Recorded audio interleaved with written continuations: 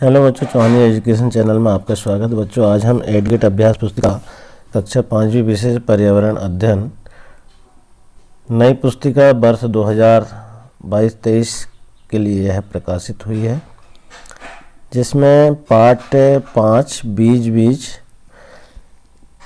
से संबंधित पूरे 10 प्रश्न को हम इसमें हल करेंगे। इससे पूर्व अगर आपके द्वारा चैनल को सब्सक्राइब नहीं किया गया है तो चैनल को सब्सक्राइब कर लें और बेल आइकन को प्रेस कर लें, जिससे कि वीडियो की नोटिफिकेशन आपको प्राप्त होते रहेगी। एवं वीडियो को लाइक एवं शेयर जरूर करें। बच्चों, देखेंगे हम अतिलघु उत्तरीय प्रश्न है। प्रश्न क्रमांक 1, आपके घर में कौन कौन से अनाज अंकुरित करके खाए जाते हैं? तो हम यहाँ पर लिख देंगे चना, मूंग, मटर और गेहूँ, इनको अंकुरित करके खाते हैं। अब इसके बाद देखेंगे प्रश्न दूसरा है, बीजों को बढ़ने के लिए किन किन चीज़ों की आवश्यकता होती है? तो बीजों को बढ़ने के लिए कौन कौन से चीज़ों की आवश्यकता होती है देखेंगे हम यहाँ पर। बीजों को बढ़ाने के लिए सूर्य का प्रकाश, हवा, जल, खाद, पानी की आवश्यकता पड़ती है। इस प्रकार से हम इनके आंसर को लिख लेंगे। इसके बाद प्रश्न तीसरा है, बीजों को नीचे दी गई शर्तों के अनुसार 2 अलग अलग बक्सों में रखा जाता है। जैसे प्रश्न यहाँ पर देखेंगे बॉक्स 1 और बॉक्स बी। यहाँ पर देखिए आप बीज को इस प्रकार से भिगोए हुए बीज है, ये इसमें पानी डाल दिया गया है और इसमें भिगोए हुए बीज नहीं, बगैर भिगोए बीज है। तो अब यहाँ पर पूछा गया है कि किस बक्से में बीज सबसे तेज़ी से उगते हैं? बॉक्स नंबर 1 में हम देखेंगे यहाँ पर, क्योंकि ये भिगोए हुए बीज हैं इसलिए ये अंकुरित होकर उगने लगे हैं। और यहाँ पर बॉक्स नंबर बी में देखेंगे तो किस बक्से में बीज बिल्कुल नहीं उगेंगे? तो इसमें क्योंकि पानी इसमें नहीं डाला है, भिगोए गया नहीं है इनको, इसलिए नहीं उगेंगे। अब इसके बाद देखेंगे प्रश्न 4, क्या बीज घुमक्कड़ होते हैं? उनके एक स्थान से दूसरे स्थान तक जाने के माध्यम को लिखिए। हाँ, बीज जो होते हैं घुमक्कड़ होते हैं। यह एक स्थान से दूसरे स्थान तक हवा, पानी, पक्षियों के पैर द्वारा, पंखे द्वारा फैलते हैं। इसके बाद प्रश्न अगला है 5वां, रीना आपके मौसी के घर घूमने गई। उसकी मौसी ने रात भर से भिगोए हुए चने खाने के लिए दिए, जिसे रीना ने बड़े मज़े से खाया।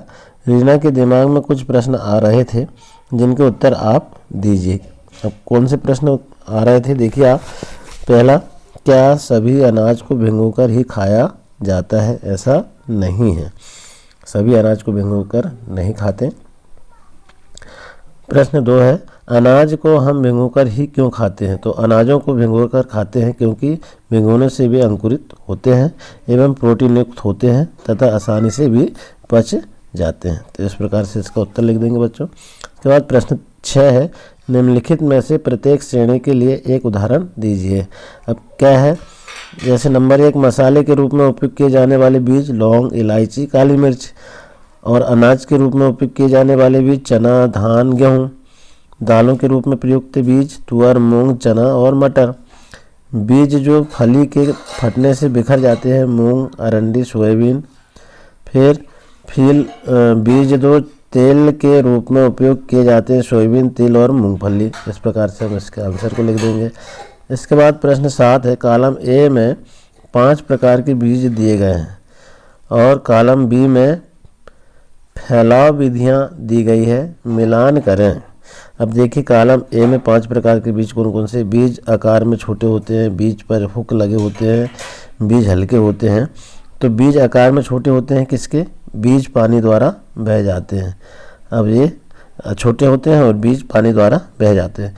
बीज पर हुक लगे होते हैं, बीज पशु से चिपक जाते हैं, हुक के कारण पशु के पैर पे चिपक जाते हैं।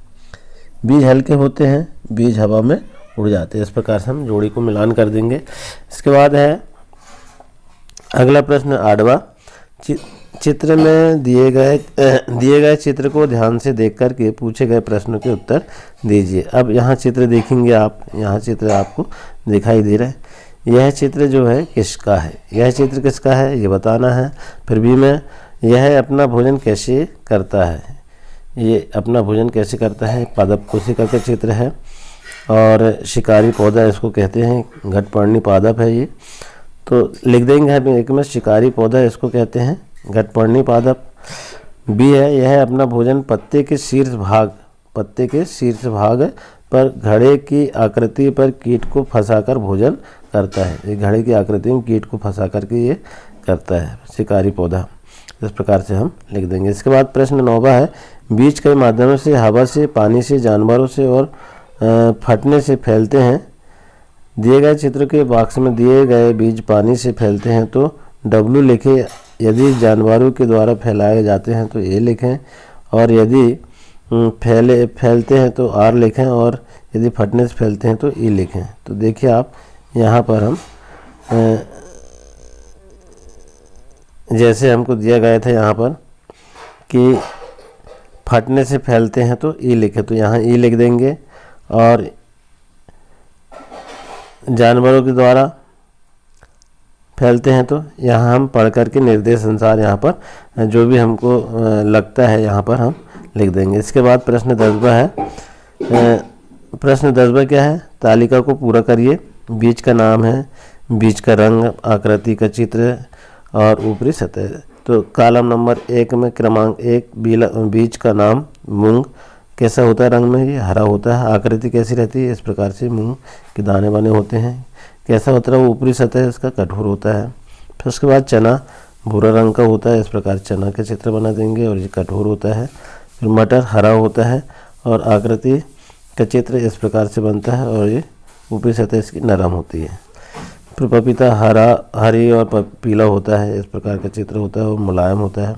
आम हरा और पीला होता है, इस प्रकार का चित्र और मुलायम होता है। इस प्रकार हम सारे प्रश्नों को हल कर लेंगे। आशा है बच्चों आपको वीडियो पसंद आया होगा। इसी तरह वर्कशीट को हल करने के लिए धन्यवाद।